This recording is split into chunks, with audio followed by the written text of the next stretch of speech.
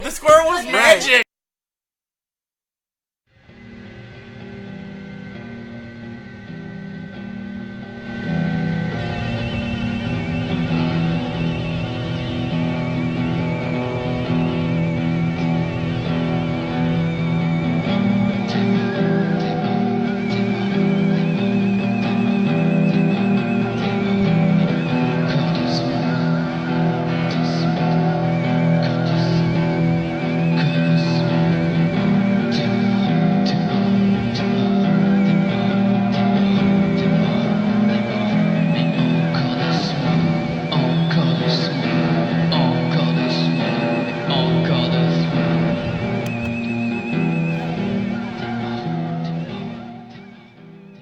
Beware your human heart. This is a Diabolical Index for March 12th. I guess it's a Monday. I totally forgot. This is where the pages of the uncanny reside. We're coming to you live and direct from Paradox City Books and Games in Rising Sun, Indiana. As you could have seen before, I had a little live video there that I did waiting around to make sure that Andrew was safe and sound. Let him know you're all right. I am good. Yeah, you wouldn't know that by the state of his car. It smelled a little bit like a magic squirrel roasting or something. Something's going on in there. It's evil. It's just evil. But as always tonight, it's a non-entry episode. I'm trying to get these things going with the live Choose Your Own Adventures. It seems to be going off pretty well. People like it. But first things first. There are some monumental births and deaths in the literary world happening in the next week or so. Jack Kerouac, major contributor to the Beat Generation. He wrote the seminal On the Road, which, if I'm to be honest, I'm not a gigantic fan of. But, you know, it was a movement, and it really captured the hearts and minds of the time. So it's important nonetheless. It's a career that spanned a little while. He actually lived a lot longer than I thought he did. I saw him in an interview, and it was great to actually hear him speak. And I wasn't disappointed. He sounded like a craggy old guy, like I thought he would. A little bit of a curmudgeon. He was actually he was given the Yippies a run for their money during that interview. I can't remember who was hosting the interview, but it was really interesting. But you know, Jack Kerouac, big name that'll live on forever. He was born, so that's interesting, and it's important that happened. I mean, with the Beats, we talked a little bit. Actually, we talked a little bit about that last time I was on, and then the last time that Pointless Discussions was on. So it's come up a lot. So Jack Kerouac's birthday. A little bit later in the week. I don't know. It seems like it's fated to be. And another person who had a lot to do with my fate died. March 15th, the Ides of March. I can't remember the year. I try to forget.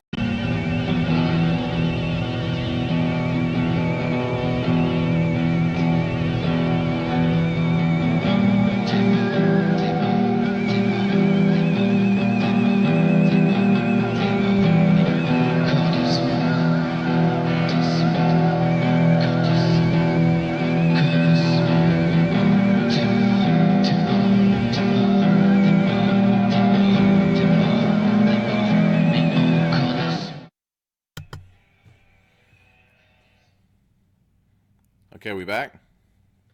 I believe we are. Okay, somebody let us know we're back. Anybody out there? Anyone out there in the land of technology?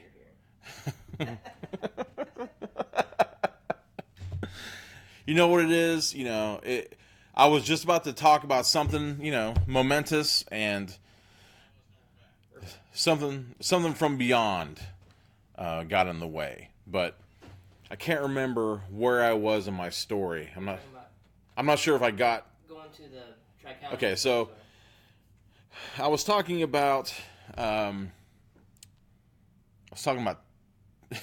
of the fated times of my life, which was basically my sister had taken me to Little Professor bookstore in the Tri-County Mall, and she left me there while she was going about her business. So she took me in and she said, "Hey, I know there's enough to keep you busy in here, so you go ahead and any book you want, I'll get you any book in here that you want."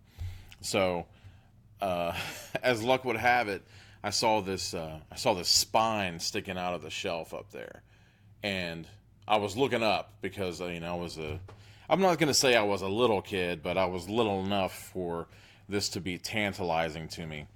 But it was a black and white and red. There were a couple little spots of really dark red on there, and it was a figure that was spreading open a cloak, just like the one I have, and it had a human face, slightly shaded by the cloak, and human arms pulling it back. But under the cloak was this web-encrusted rib cage, as if everything under the cloak had died. And it ended up being the best of H.P. Lovecraft, blood-curdling tales of horror and the macabre, which is one of the first books that I really, really remember, except for Frog and Toad Are Friends. Those are the two books that I remember from the young years of my life. But every chance I get, if I can find an original copy of blood-curdling tales of horror and the macabre, I get it, because they're re-releasing H.P. Lovecraft and everything. Lovecraftian stuff is everywhere. If it's got a tentacle on it, they say it's Lovecraftian. But in my opinion, Blood-Curdling Tales of Horror and the Macabre is the densest batch of Lovecraft you could possibly get in any volume anywhere. They have volumes that are complete, that just have everything. I don't know. Whenever anything says complete, I usually beg to differ, because there's something else out there. He was a prolific letter writer, so there are volumes of his letters, and they're fantastic too, because he was such a, I'm not going to say a shut-in, but I would say that he shunned most people. But the important part is, getting back around to it, H.P. Lovecraft died March 15th. So, the Ides of March. It's important for a couple of reasons, H.P. being one, and the other one, I guess, is Julius Caesar. But I totally recommend it. He had some problems. Important ones, big ones. But at the same time, as far as I can tell, and it's been kind of forgotten almost in the modern, kind of in the 21st century vernacular, it hasn't been mentioned very much that, as far as I know, he was redeemed. He ended up redeeming himself to some bad beliefs that he had, but I think that the body of his work speaks for itself in the real stuff. It's difficult to tell sometimes unless you know what you're looking at. It's difficult to tell the real Lovecraft from the fake, because everyone's going after it. But as I spoke to Big Curly the other day, after the Oscar win for Guillermo del Toro, his famous story from Development Hell, he's been trying to make At the Mountains of Madness for years now, one of H.P. Lovecraft's only novels. Usually he wrote short stories, but the novel At the Mountains of Madness, it's astoundingly fantastic. It's such a piece of work. It can't even be described. There's Arctic. There are people who say that The Thing, John Carpenter's The Thing, a little bit more than Howard Hawks' The Thing movie, has a real Lovecraftian bent to it, and I think I agree with that. In this case, Lovecraft was mostly talking about the old ones, the old gods that know of us and have left us, and usually leave us with destroyed brains when we try to delve too far into their purview. But I can agree with that. But mostly with At the Mountains of Madness, you find that there are a lot of things that were normal and come back changed.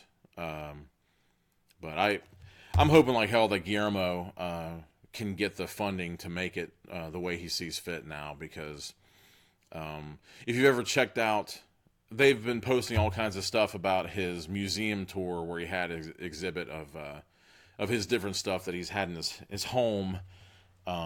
Classic Boris Karloff Frankenstein masks and just all sorts of kind of ephemera from horror, all from across the ages. But one of the things that is kind of the coolest and the creepiest that Guillermo has in that exhibit, and probably in his home now, I guess that he stopped in January, which was really disappointing because he got as close as Minnesota.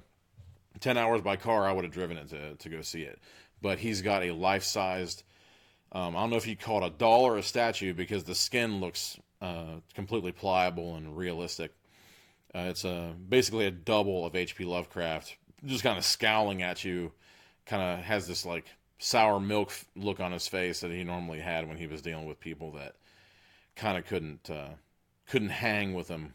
It's one of the very few books, well, I don't want to say very few, but it's one of the books that I usually have to get a dictionary handy when I'm going through some of his stuff. So sometimes it can be a little bit of a tougher read than most things, but I think if you take the time, I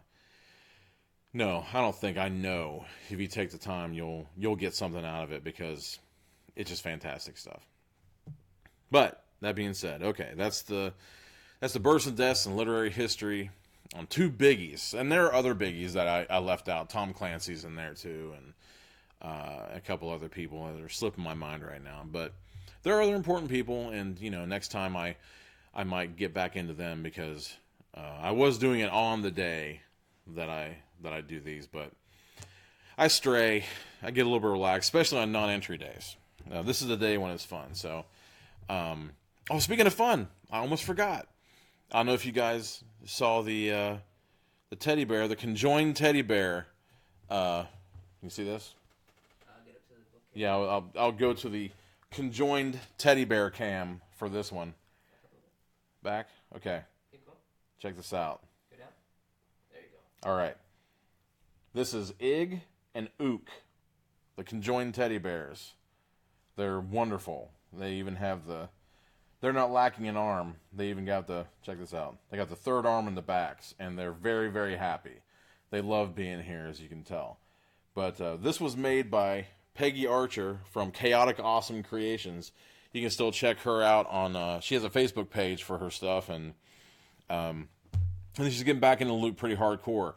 If you watched the interim live video for when Andrew was burning rubber, you can see the Ouija board made of emojis and I'm probably saying that wrong. I don't even care. Emojis. How do you say that? Emoji. Oh, Emojis. Sorry, I didn't see that movie. I don't even care. But the emojis and the text jargon Ouija board that she showed it to me, and I was like, I gotta put it up in here. It's just too good. It was too great. I think it said something like "New Spirit Board, where you at?" It's awesome. It's awesome. But anyway, oh, my griffin fell. Oh no. I don't think that it liked what I just said. Didn't like the emojis? I don't know. Why would you? I don't know. That's weird. Why would you get pissed about that? Yeah, anyway, sorry. Like the movie.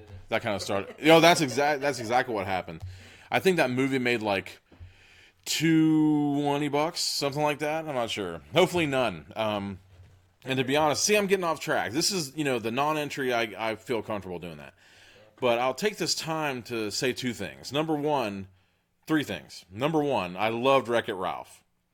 Okay? I think that's pretty much universal. I've never known a single person didn't like Wreck-It Ralph. And also, Big Curly for Wreck-It Ralph, Halloween 2018. We even have a Fix-It Felix and everything. So, yeah, keep that in mind.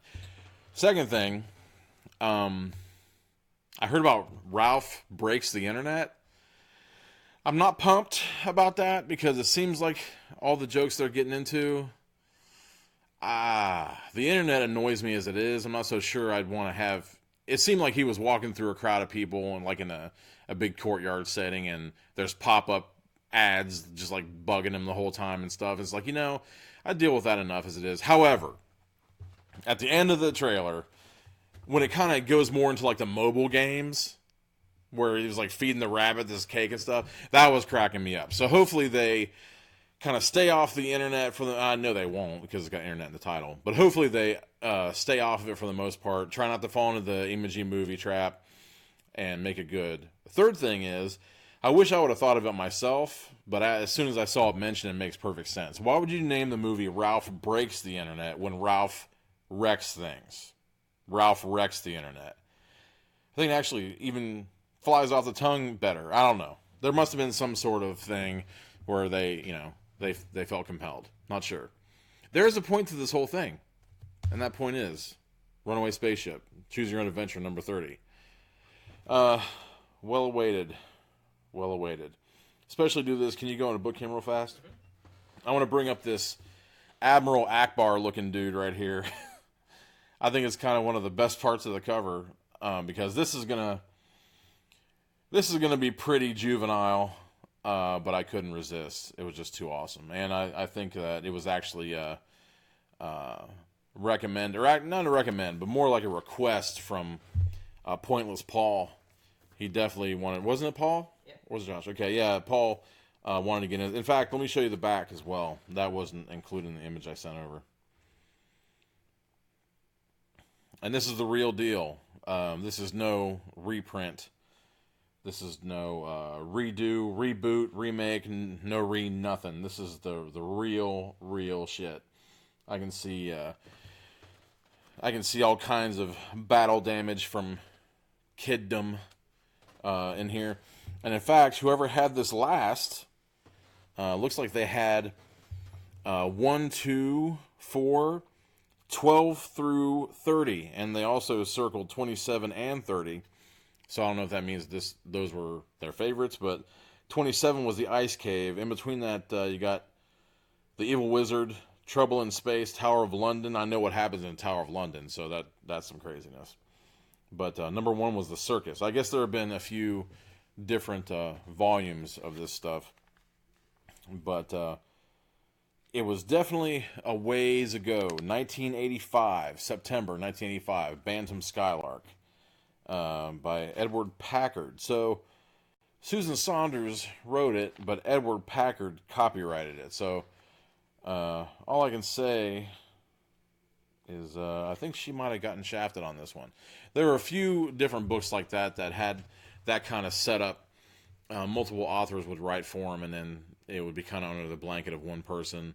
Doc Savage fell victim to that. There were a lot of people that wrote under Kenneth Robeson for Doc Savage, and also the Shadow books from the old-time radio mystery show for the Shadow. William Gibson was the writer, but just like Ellery Queen was another where multiple people wrote under the same name.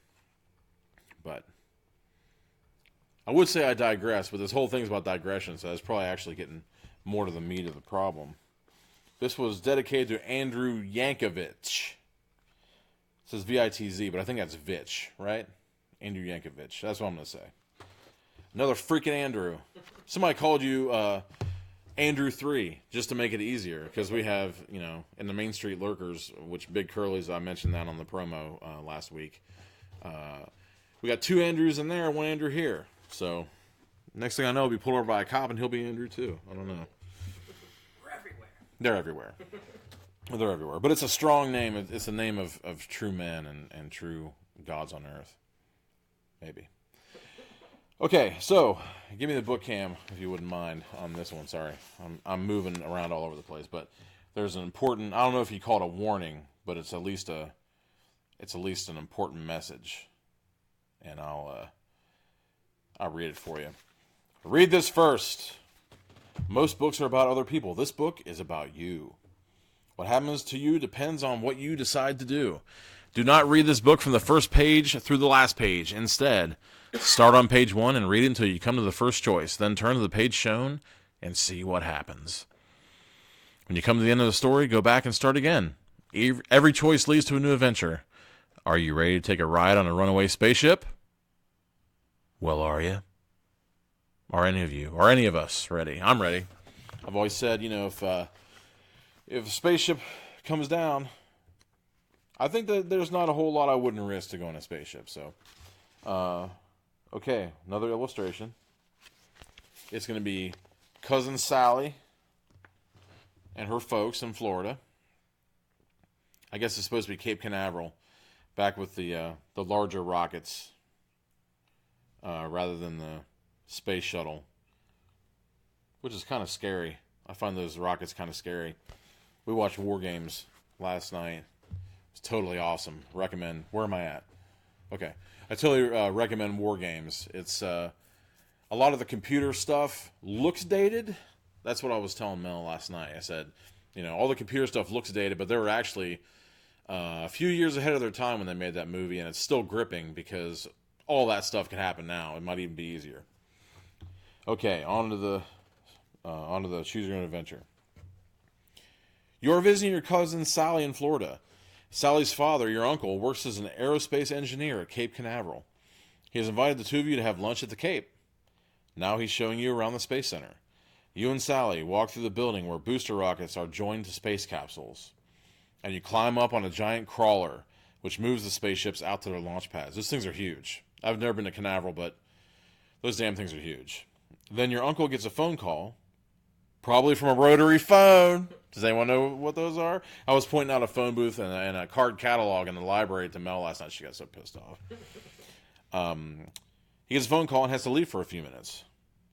Wait here, we'll look at this next, he tells you, pointing to a small spaceship. Sally doesn't want to wait. She pays no attention to the sign warning, keep out. She ducks under some ropes and starts climbing a ladder on the side of the small spaceship. Come on, she orders. Before you know it, you're both inside the ship. Turn to page 3.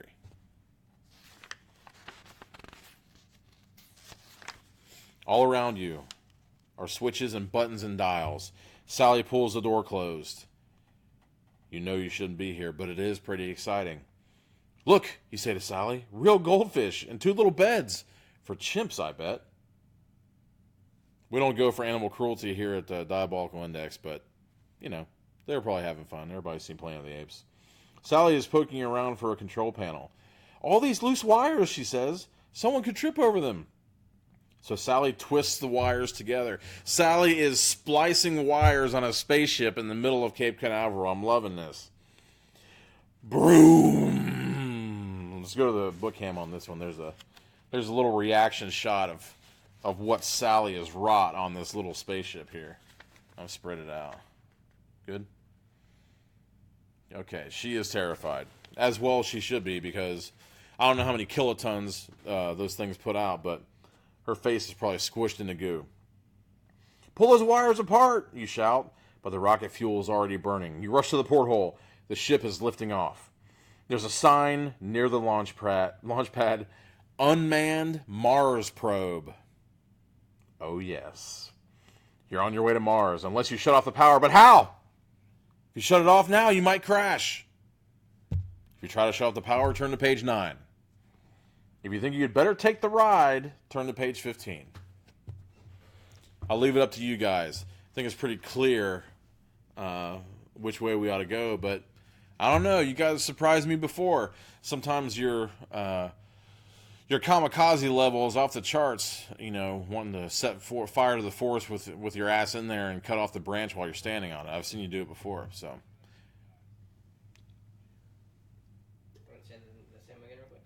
I will. The choices you have, which pretty much seems like almost no choice at all, really.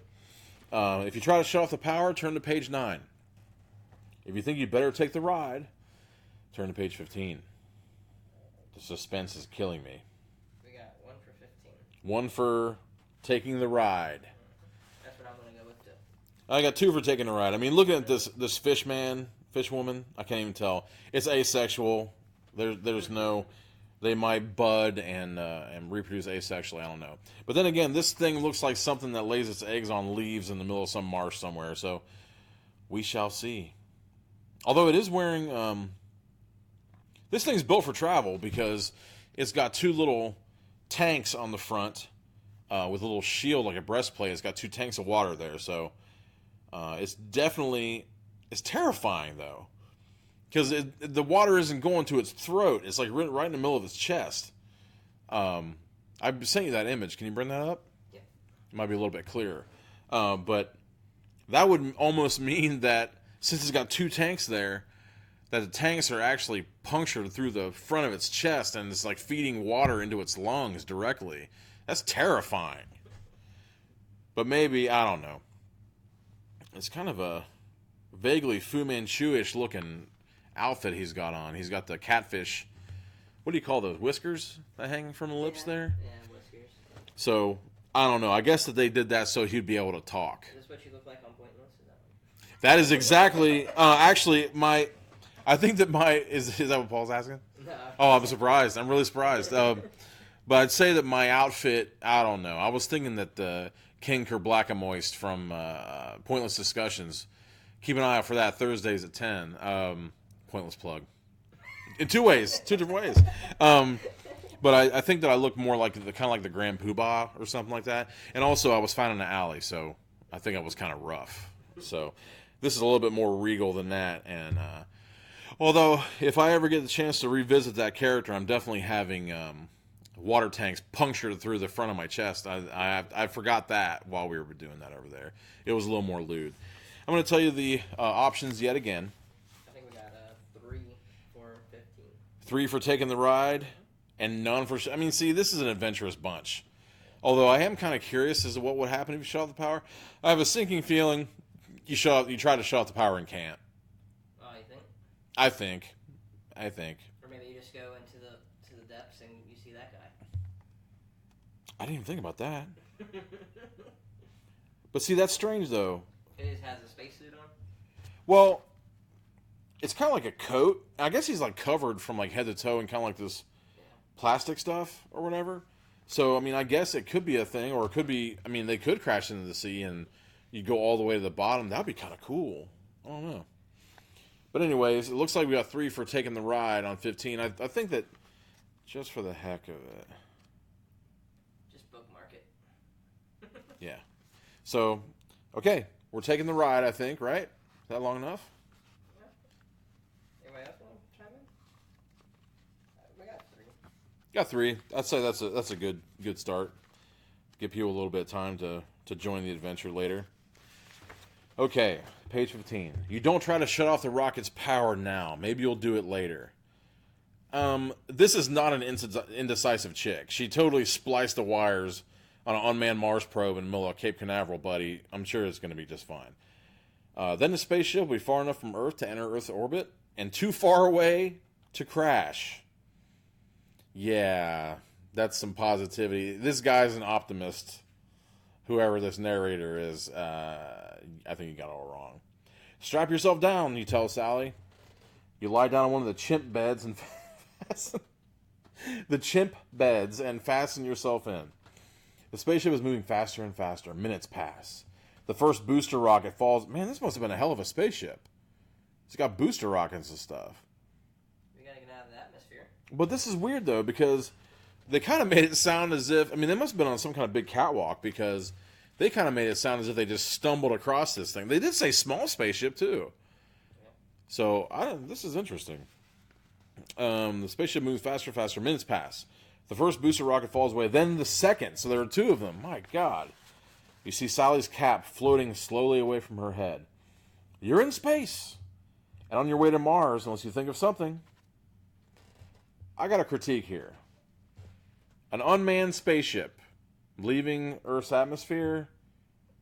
There'd be no oxygen on this spaceship. These kids would be dying of asphyxiation. They'd be like frothing blood out of their nostrils and their...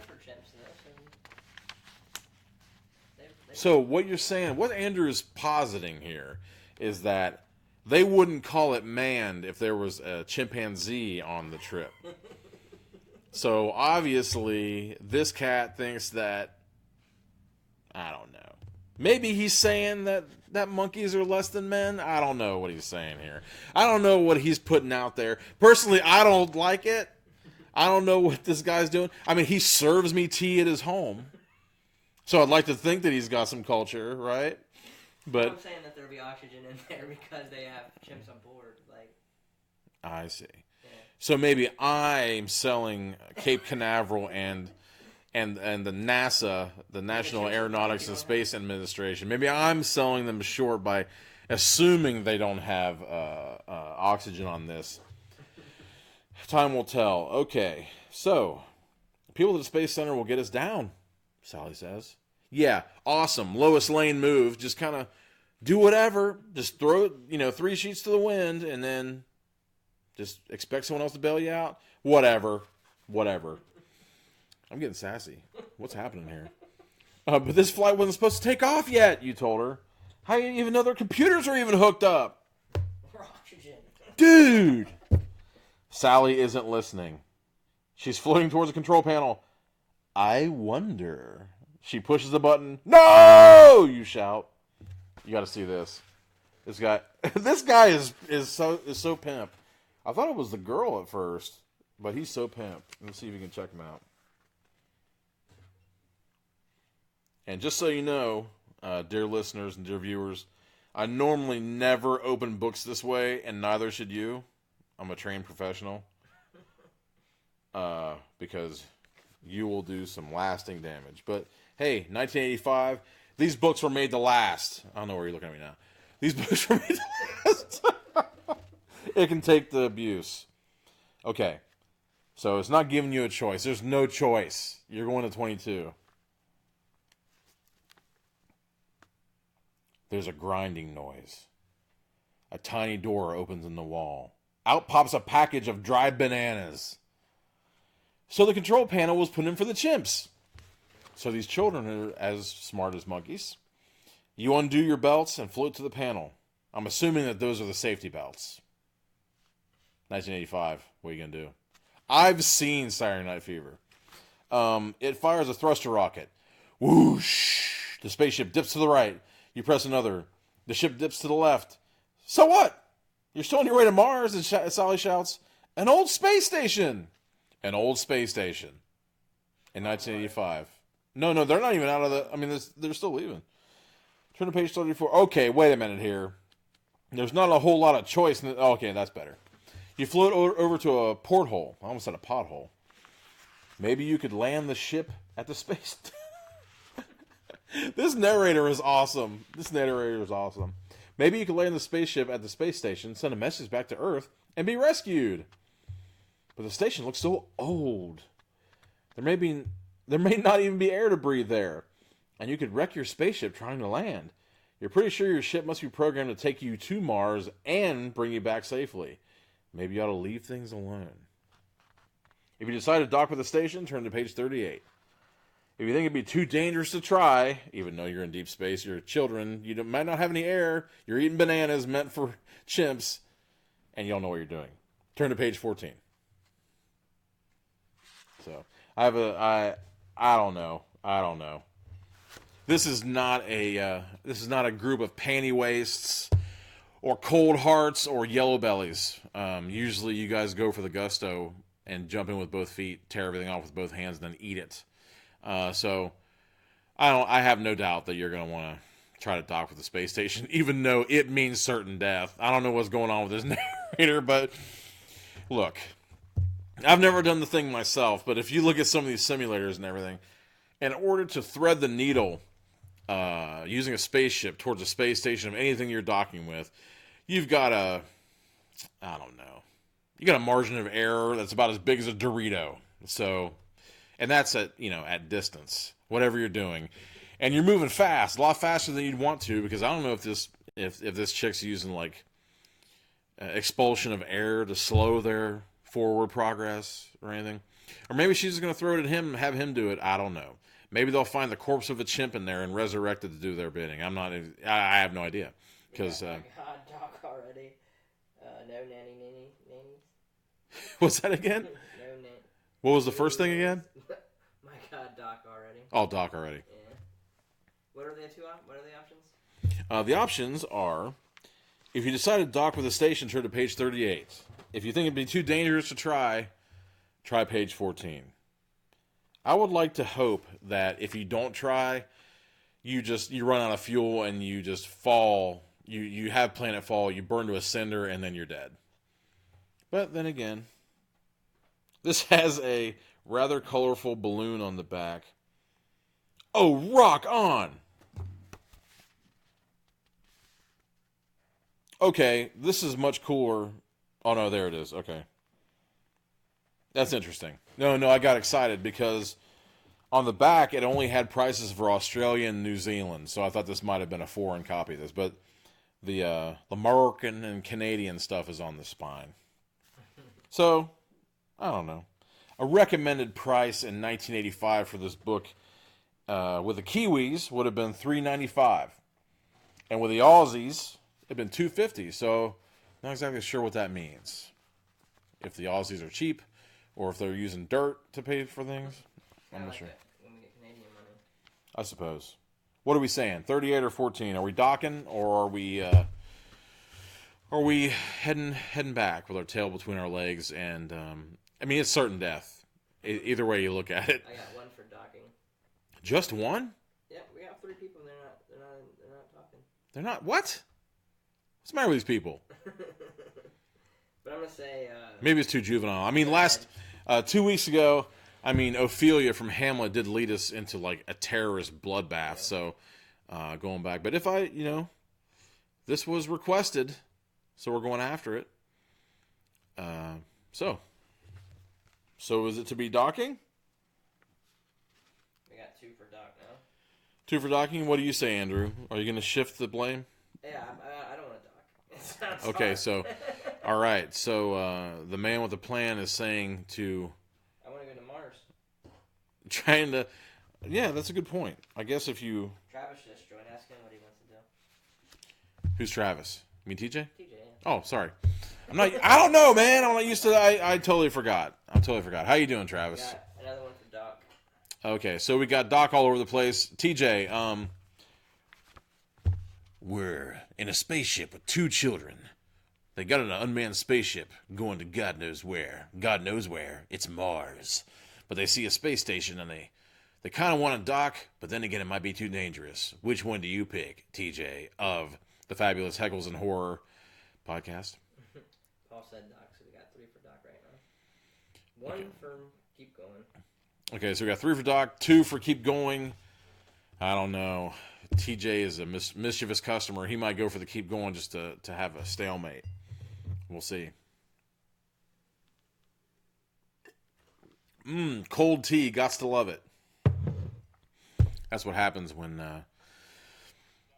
the promises of Goodyear vulcanized rubber fall by the wayside, and the man with all of your gear and the plan and the optimism of a saint and the patience of a god doesn't show up until later. It happens sometimes, though. I'm just glad it's okay. If we're going to dock with the station, we're going to 38. If it's too dangerous to try, we're going to 14. Shattered. Cowardly. What do we got, dude?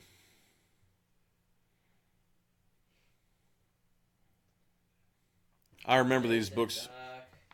What's that now? Okay, when the danger docked that biznatch, we're docking. Okay, we're docking. And I'm not talking about the wonderful 80s hair metal band that recorded Dream Warriors for Nightmare on Elm Street Part 3. The titular song, Dream Warriors. Wow, this is some tangential shit. This is just like Heckles and Horror. I'm going in a TJ type fashion. I'm going out strong. So we're docking 38. You're dead. Burnt to a crisp. You'll be forgotten by your family and no one. No, I'm just kidding.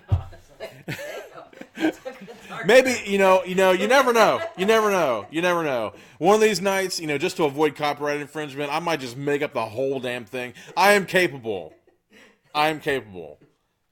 Keep your eye on your pointless discussions. You'll know what I'm talking about. Okay.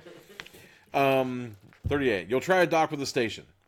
Then you can radio Earth. And the Space Center can set up a shuttle for you. Oh, my God. These are so entitled. They're so entitled. They're going to spend billions of dollars just to get your dumbass out of a stolen spaceship at a derelict space station because you're 2 kids that just deserve to live. Yeah. There was a malfunction. You died in space. Bye-bye. You and Sally use the buttons on the control panel to fire the thrusters. Little by little, your spaceship moves closer to the space station. It's a huge tube with a docking bay at one end. 4 solar wings catch the sunlight. It looks like a big dragonfly. Now, if you can just line up your ship with a docking bay. You miss the station completely. I'm not making it up. It actually says that. You miss the station completely the first time. This is harder than you thought. Wait, the first time? There is no second time. There is no second time. You try it once, and you don't have enough anything after that. The second time is worse. You smash into one of the wings. The solar wings are crushed. You try to move with your spaceship. You try to move your spaceship by firing more thrusters. But you can't pull it away. You're stuck! You gotta see this one. You on book cam? No. Okay. Sorry, I should have said something. But you're that good. You knew what was happening. Okay, so they managed to impale the solar sail of this this derelict space station. Who's to say? Why should we even assume that it's American? You know, I mean, the other thing was made for chimps. They might not even be able to read the language on the inside of this thing. So you're turning to 48, or we are, rather.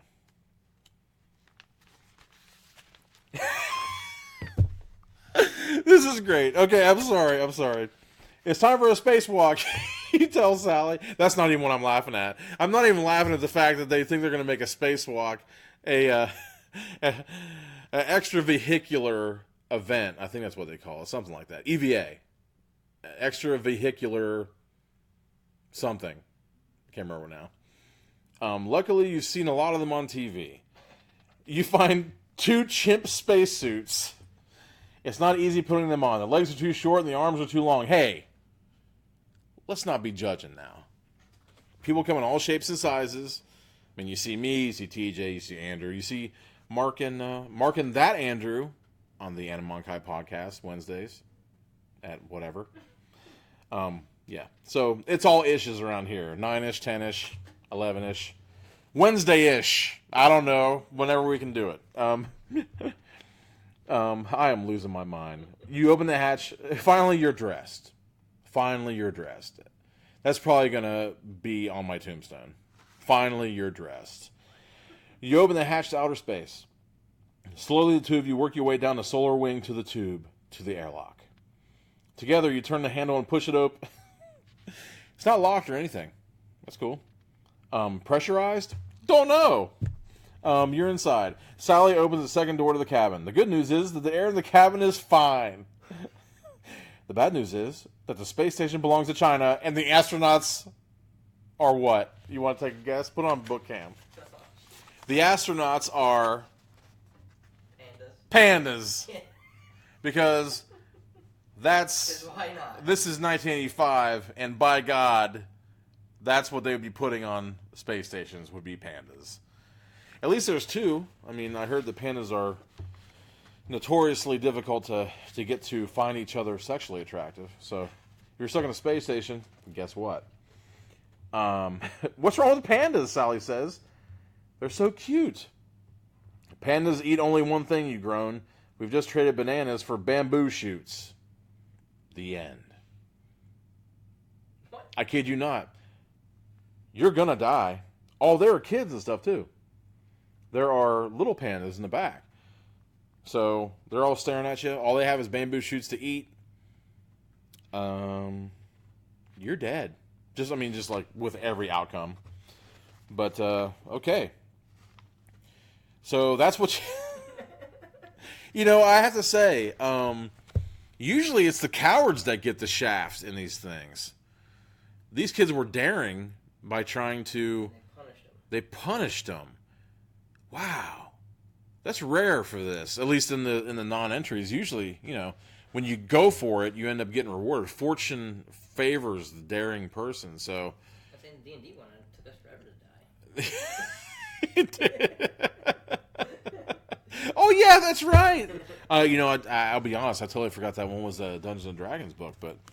Okay, we can't go out like this.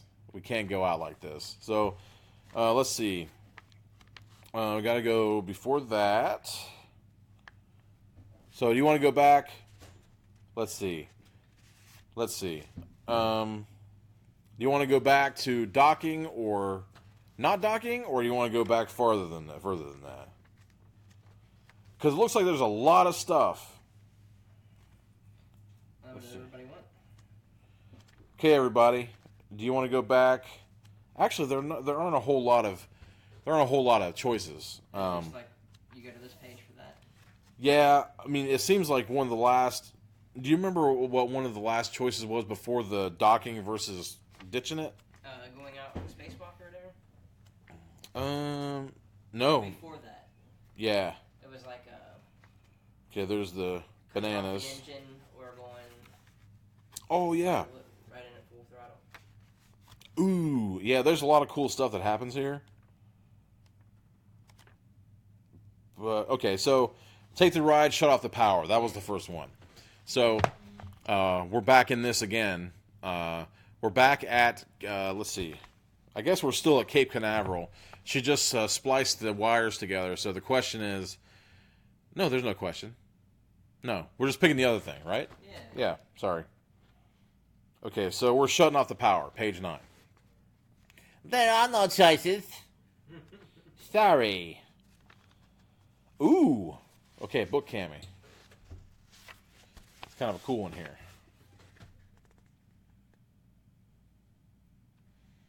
So, things are happening. Zero gravity has erupted. Your guts have started to boil. Those corn dogs you had at Kennedy Space Center are starting to crawl up your nostril right now. You want to stop this spaceship before it gets any farther away from good old Earth. You look at the control panel. There are so many buttons. Which are the right ones to push? You put both hands down on the panel. Then you press as many buttons as you can at one time. Have you gone crazy? Sally shouts. Yeah, start talking to me when you splice the wires together on an unmanned Mars probe in the middle of Kennedy Space Center. Yeah, you're going to talk to me about hit buttons. Yeah, whatever. Even if you haven't, the spaceship sure has gone crazy. Alarm bell starts ringing. The ship starts to spin. It spins faster and faster. You and Sally are rattling around the cabin like marbles in a jar. Is the ship going to crash? You see spots before your very eyes. Then everything goes black. Dead already. And then you go to page 20. You finally open your eyes. Your head aches. Did you crash? You don't think so. You're lying on the floor of a large empty room. Sally is here too, her eyes still closed. Are you back at the Space Center? Did you get out of the ship? Where is it?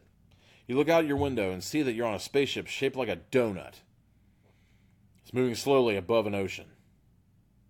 Uh-oh. Not far away are some islands. You see someone or something in the window opposite, on the other side of the donut. What can?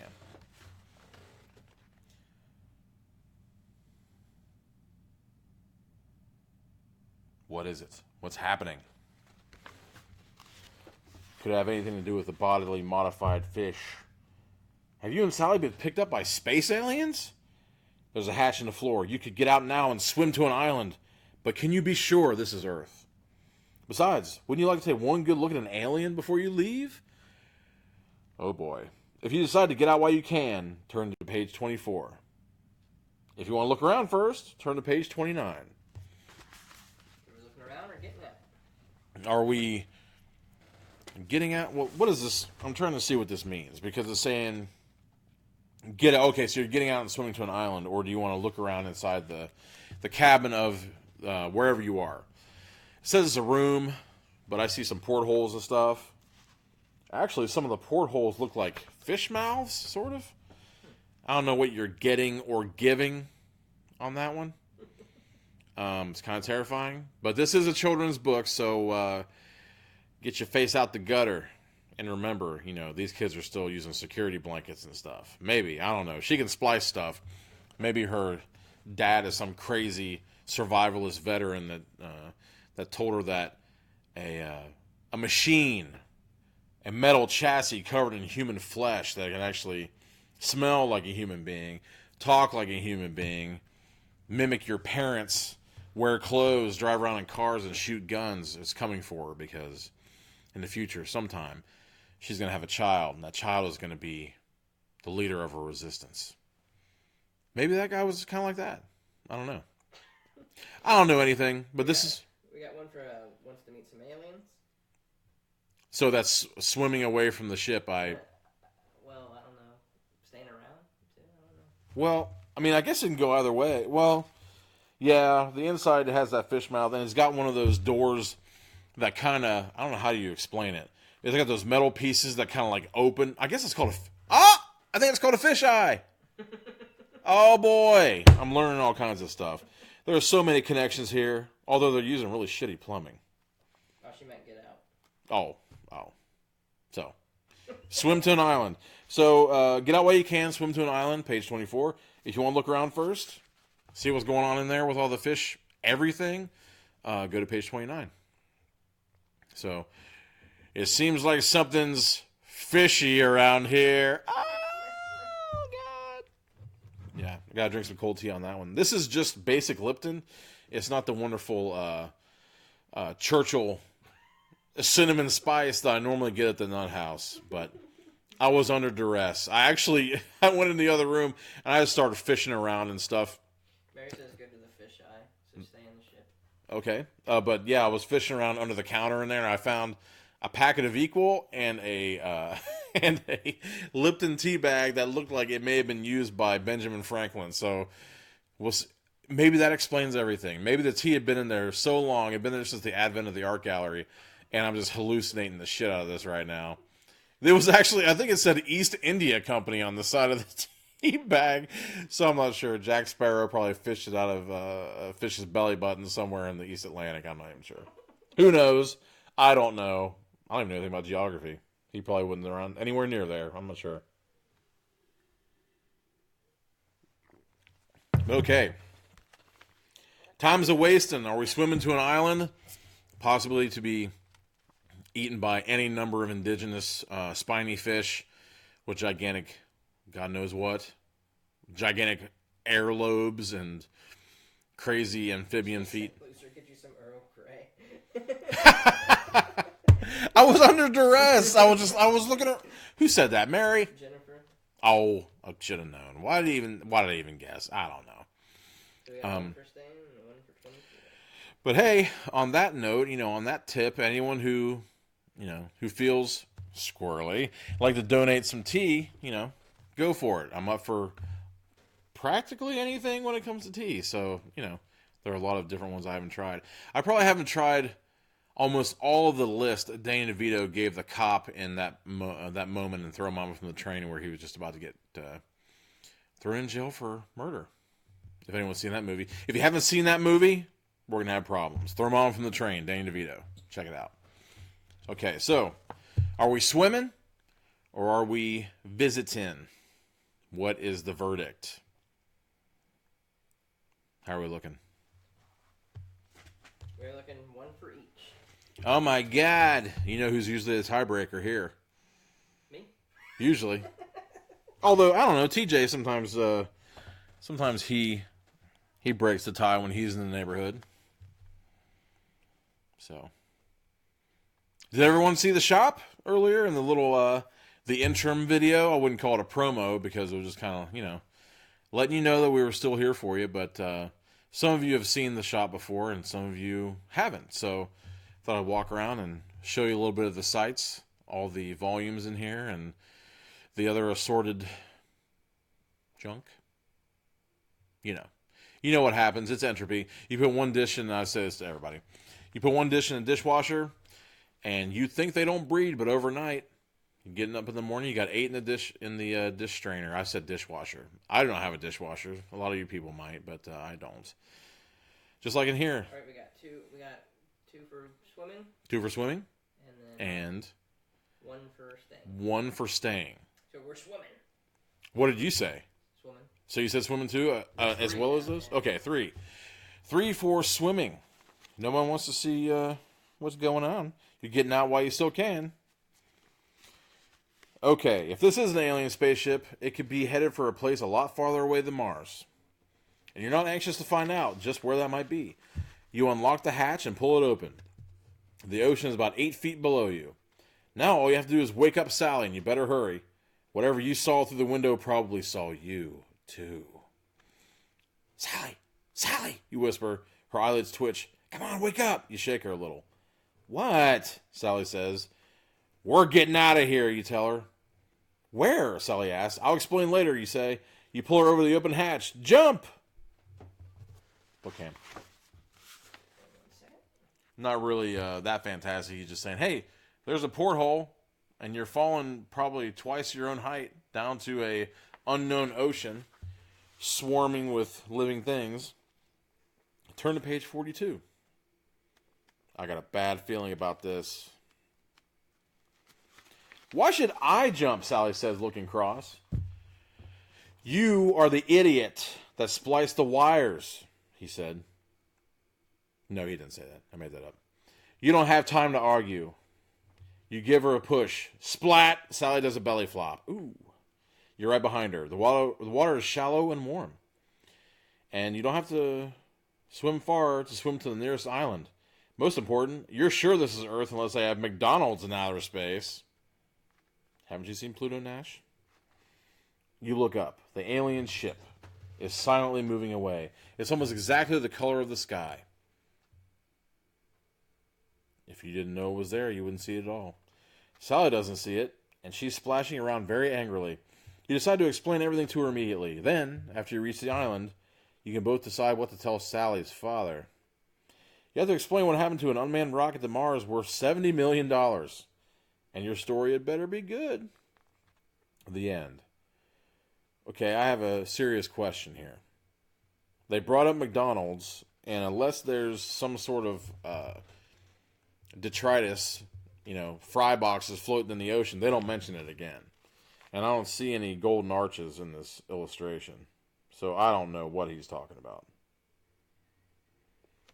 They're just kind of okay out of Nowheresville.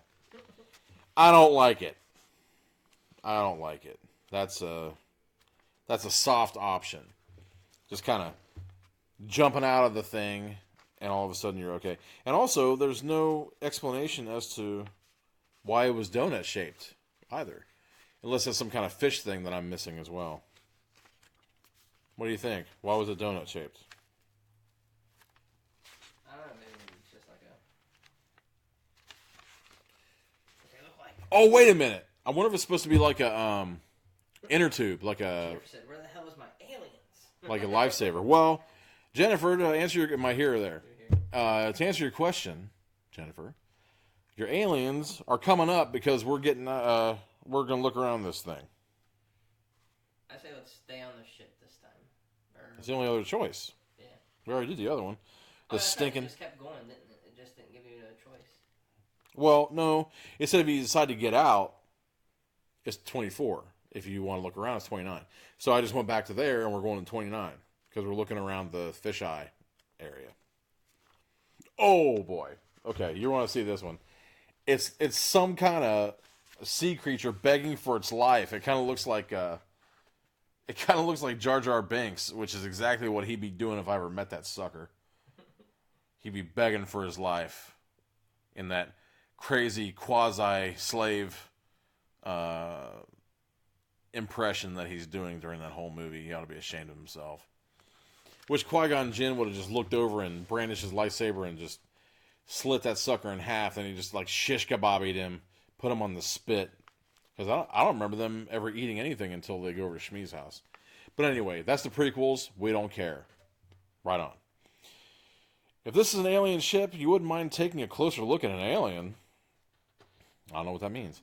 And maybe you can find out what's happened to your own spaceship. There's a tall, thin door on the wall opposite the window. You tiptoe over to it.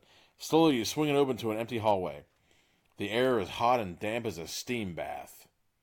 The alien's home planet must be a swamp. You pull the door closed again. Sally is muttering in her sleep, probably bossing somebody around. You might find a safer way out of here while you're exploring. Should you wake her up and take her with you? Nah. It'd be better to leave Sally asleep for now. She does have a way of goofing things up.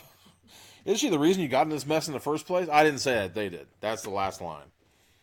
So, the question is, do you want to wake up Sally and take her with you to get into God knows what other trouble because she's a moron? Or do you want to let her sleep and go around looking for a ray gun by yourself, turn to 18? So, I mean, I guess it's safer to have her with you, even if she is a pain in the ass. You want to leave her alone. You don't know what kind of fish-type creature is going to put his nasty suckers all over her and do God knows what. There are all kinds of... You know, he's a prequel hater. What's that again? Prequel hater. Prequel hater? Who said that? Jennifer. Yeah, I'd say no doubt about it. Well, okay, all right. I want to clear the air here on this. There are benefits to all three of those prequel movies. I'd say Darth Maul, far and away, one of the best ones. I have thought about it for a long time, and there are a lot of changes I would have made. One of which, I probably would have started the whole thing at about Revenge of the Sith age with that guy. So then you could actually see Anakin Skywalker being the greatest star pilot in the galaxy and doing things on his own and not whining and crying and throwing stuff and bitching like just a panty waste. I would have missed the pod race. I like the pod race, but I hated Anakin the Mannequin, that kid, and he ended up paying for it later. That kid, I can't remember his name off the top of my head, but he had a horrific life after that movie. So I guess he paid the piper for that one. And I think that the guy who did Jar Jar Binks is nowhere to be found. He's probably at the bottom of some lake somewhere. Andrew, you laughing? What's up? I'm just laughing at you. Oh, anyway, sorry. Yeah, I get a roll going. But Attack of the Clones was stupid. I did like that crazy assassin millipede that bounty hunter put in her room, though. That was dope. I thought that was one of the best parts of that movie. R2-D2 looking out just as always. Except, you know what? R2-D2 is shelved. He is benched for most of this new Star Wars thing. There's a new droid in town, and I mean, don't get me wrong. BB-8 is the shit. I love me some BB-8. But it seems to me, I would like to see... I mean, and 3PO's wasted too. They're not making use of him either.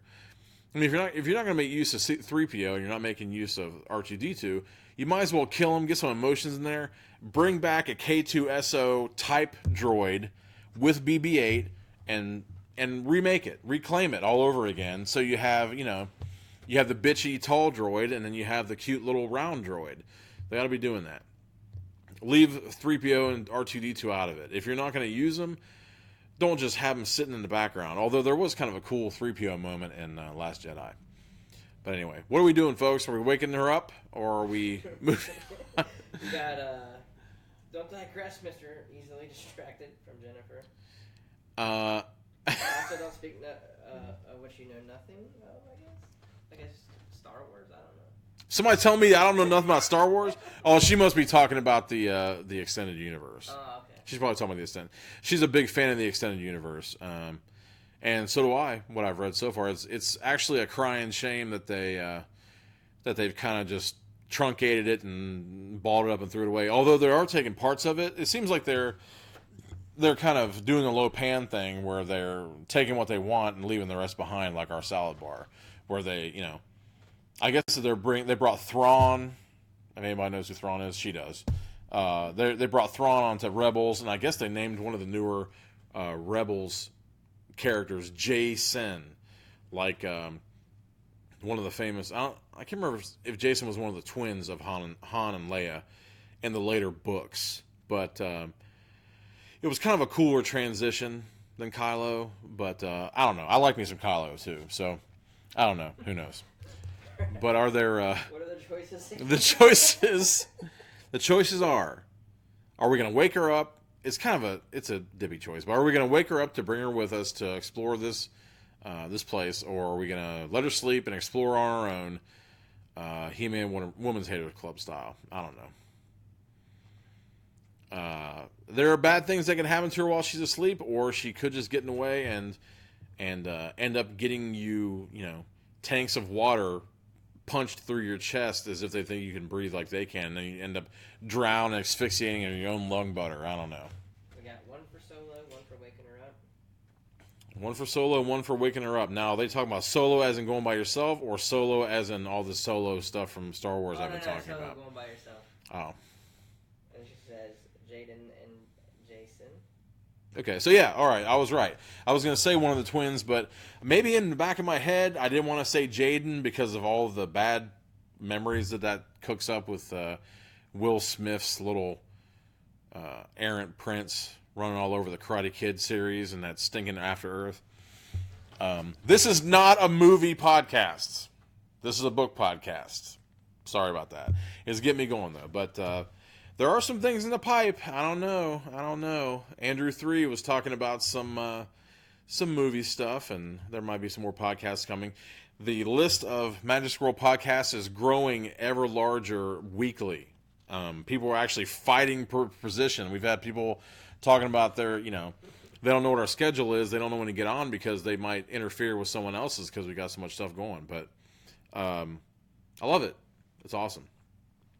Are we leaving her there, or are we going ahead? Come on, people. Let's do this. We got distracted. No, they're the ones who distracted. I blame you for this, because I'm talking about stuff. You can be making decisions all over the place, and yet you're not. So don't blame me for this stuff.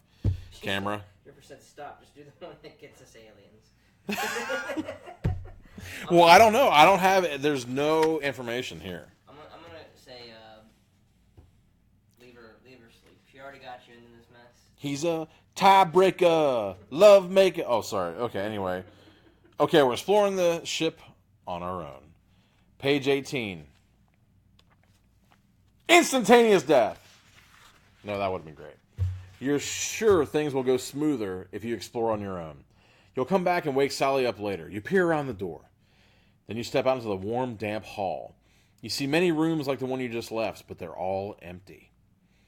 Maybe you only imagined you saw something through that window. Maybe you and Sally are the only living things on the ship. And being alone on a robot ship from an alien planet is even creepier than seeing a live alien. This is getting good. I loved that paragraph. A robot ship from an alien planet alone. Event Horizon. Check it out. Suddenly you hear gurgling noises somewhere in front of you. You creep down the hallway towards the sounds. You open the door a crack and peek in. Aliens. Dun, dun, dun. Page 30. This is just making me into a kid again. I cannot be blamed. Oh my God. You gotta see this. This is awesome. He managed to stumble upon the naked sauna of the fish damned right here. Check this out. Ugh. My God. I bet that stinks. Smells like the trash can outside of a Chinese restaurant. Okay. They're aliens, all right. Aliens in an indoor swimming pool. And they look like gigantic fish. One has round scales and a tall dorsal fin like a swordfish. Another has a smooth skin and gray and whiskers like a catfish. Still another. What's the big idea of leaving me behind? A voice says. It's Sally, and she gives you a shove to let you know she isn't happy. Unfortunately, she shoves you right into the room with the pool. The fishy aliens are staring at you, and they don't look happy either. You grab Sally's arm, and they pull her back. Oh, okay, this is the decisions I like right here. You grab Sally's arm, and you pull her back into the hallway. But now you're turned around. Is the room with the escape hatch to the right or to the left? If you're going to turn to the right, page 6. If you run to the left, page 23. Which way is it? Which way is it, right or left? Some say that the left is the sinister way. I don't know. Can everybody remember which hand that Will Holloway was on? Mr. Dark's tattooed hands from Something Wicked This Way Comes. I believe that Will Holloway was actually on the right hand, and Jim Nightshade would have been in the sinister hand, the left hand. Now, some might get pissed at me for calling the left hand sinister, but it's been that way since the beginning of time. I can't say anything about it. I've got nothing against left-handed people. They're cool people. I don't know. I just don't know of that many of them. However, I always beat him in arm wrestling. Because, I mean, it's weird. The southpaws, messing around with that, I don't know. It's weird. Oh, boy. This room is crazy. I hope you got a good chance to see it. They're like... I'm looking, there's some looks like an axe. And, like, I can't tell if it's supposed to be language or what, but it looks like all kinds of dynamite strapped everywhere. We got 2 for the left.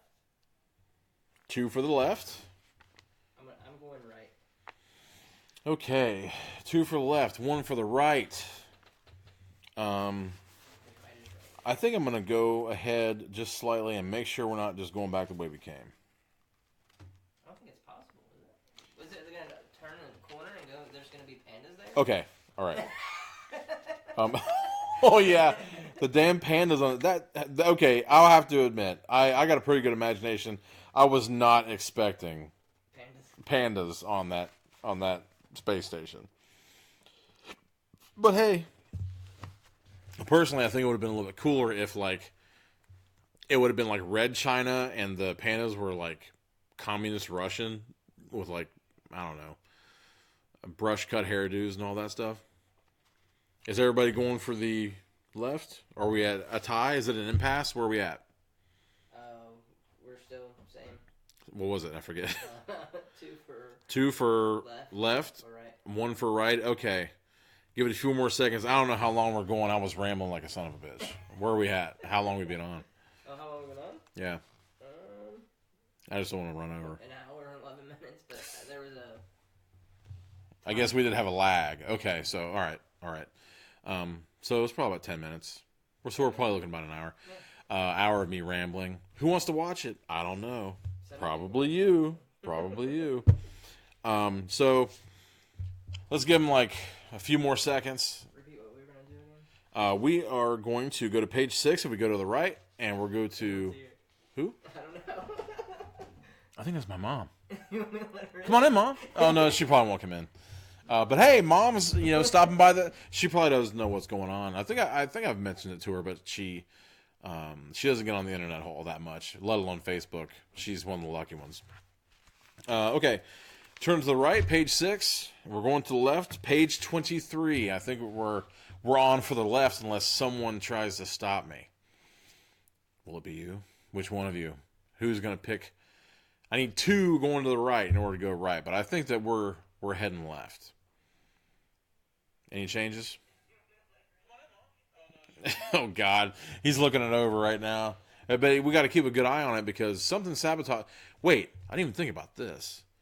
Someone sabotaged his tires to see if he couldn't get here, and then the feed knocks out right in the middle of everything. Is it a coincidence? Mary said, "Gotta love moms." I don't believe in coincidence. I mean, it's possible that my mom got a psychic feeling that we were in danger, so she was actually coming here to try to protect us because, I mean, everything's gunning for us. Are we going right or are we going left? Come on, people. Jennifer said, "My battery's dying. Wrap it up." Hey, it's not my fault, man. We're going right. And Or left, I'm sorry. we're going left. Okay. Jennifer, you're not in charge of this shit. I'm in charge of this shit. Sorry. Okay, we're going left. 23. Oh, you're not going to like this. It's one of those bait and switches. You think of the room with the escape hatches to the left. You run down the hallway dragging Sally behind you. They're only fish, she says. They built this spaceship, didn't they, you say? Think what else they can do. To us. Us. You're lucky. You find the right room quickly. You close the door and race over to the hatch. You unlock it, pull it open, and look down the ocean below you. And just then, the door to the room is flung open. It's the aliens! Turn to page 40. Jennifer said, "I'm the boss. Go swiftly." What's that now? Jennifer said, "I'm the boss. Go swiftly." Oh, whatever. Jump! You and Sally hit the water at the same time. It's not far to an island. You'll soon be safe. But wait a minute. What did Sally say? They're only fish. And what do fish do best of all? Swim! And that's what you better do right now, because as your life depended on it, here they come. Oh my God, they're coming straight for them. I don't see any teeth, but they're coming straight for them. And the one with the big dorsal fin is aimed right for her crotch. I don't like this. You gonna show them? Do they want to see? Do you want to see it? It's kind of gruesome looking. I'm just kidding. Check it out. Although this is the end. So I guess the question is, who's on board for finding out what the other outcome is? I am. Mary said, yay, aliens. Okay, now we're going to the right. Page 6. Trying to speed up slightly. You're sure the room that you were in is to the right. You run away, pulling Sally along. You open a door. It's not the right room. You fling open another door, another empty room. This must be it. You push the door open. You're standing face to face with a huge green fish. Greetings, aliens, the fish says, gurgling. You speak English, you exclaim. I know many languages, the fish replies. Anyway, you're the alien, Sally says. Oh, sorry. Sally says angrily, what are you doing on our planet? Hey, that's not fair. He's not the alien on his own ship. You're on his ship. You're the alien, punk.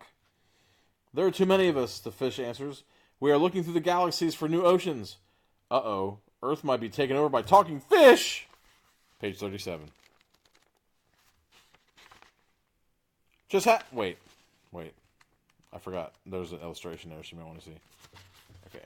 Check this out. There's Admiral Akbar. Oh, here's another one. Yeah, that's the guy on the cover. He looks so mean. He's pissed. They got their tennis shoes all over their nice, clean ship. Just how do we get on this ship? Sally demands. Our sensors picked up distress signals from others of your kind on your rocket, the fish says. When we rescued them, we got you too. What could the fish mean? Then, in silent answer, it points to a glass bowl. They were being held prisoner, the fish said sternly. Oh, it's the goldfish from your spaceship.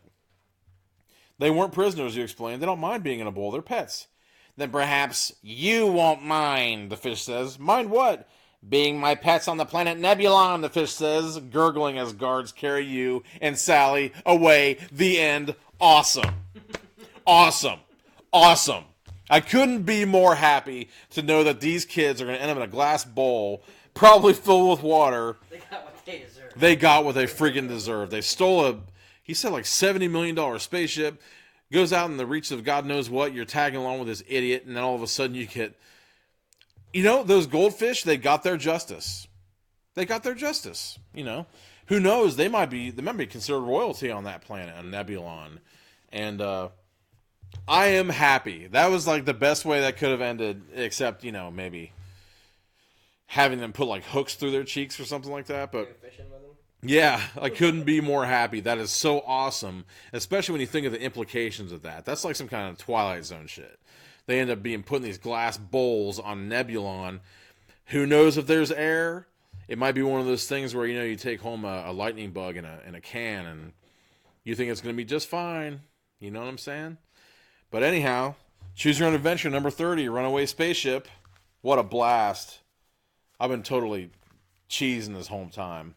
But hey, I was really serious at the beginning, a lot more serious for an entry, so I guess I had to make up for it. But that was a lot of fun. I invite you to join me here, as always, 9-ish, next Monday, where I will be talking about my analysis of a book called The Bees, and another book called Join. Still don't like that title, but they have a slight connection to one another, but they are totally different. So it'll be interesting to compare and contrast those two. Make sure to go to MagicScrollNetwork.com. Check out the continuing struggle for money for Pointless Discussions and their GoFundMe to try to get the new theme song for them. And also, don't forget Cinematic Reality coming out Studio 605, Brandon Pruitt and the gang, making their first non-mask-wielding slasher thriller. There's quotes all over all that thing. But basically, they're doing a thriller. So it ought to be fun. Don't tell anybody, but I've read the script, and it's really awesome. So, they have I almost said Instagram. They have a Indiegogo. Well, they have that too. Don't get me wrong. They have an Indiegogo page there where you can put some money down. As always, don't forget, Tuesday, 10 o'clock, TJ, The Fantastic with his Heckles and Horror. I'm not exactly sure what the subject is. Do you happen to know what it is? I don't know. It'll be a mystery. Well, it's a mystery what it is, but it'll definitely be a horror movie. Hopefully the story time will be a lot of fun. I'm sure it will be. He's got stories that'll curl your toes, believe me. I've heard only a few of them, and there's something else. Wednesday, on a Monkai, those guys are really kicking it live, even though they're not. So hopefully soon, if you show your continued support, get us up above 200 likes on the page. Make sure you hit that thumbs up so we can get over 200. And as always, visit us on Facebook, Twitch, Mixer, and YouTube. Usually it's a concurrent thing. We put it up on Facebook and then it ends up on YouTube automatically. But later on, when we get the audio onlys, it goes over to SoundCloud, as well as iTunes, Google Play Music, and Stitcher, which Stitcher is one of my big favorites. It's got a lot of good stuff on there. And as always, check the page. We put up a schedule every week to make sure you guys are kept abreast of what we're doing. Magic Scroll Network is only growing. We've gotten all kinds of new stuff. I'm hoping that Late Night Crafts with Mary is going to show up again. I suggested paper mache the other night. That might have been a little too much. I don't know. But their spray painting stuff turned out excellent. It's 2D, but it looks 3D. And from what I hear, the network chef, Chef B, is it Chef B? Mm-hmm. Chef B is coming back real soon to show us how to sling those skillets around. So we'll see what happens with that. But this has been the third non-entry episode of the Diabolical Index. Is there anything I forgot? I don't think so. I think I got it all in one. So make sure you come back next Monday. And make sure you follow all the shows on MagicScrollNetwork.com. Go over there. And remember, beware your human hearts. This is where the pages of the uncanny reside. This has been Diabolical Index. I'm Corey Dawson, coming to you live from Rising Sun, Indiana, Paradox City Books and Games. Stay squirrely.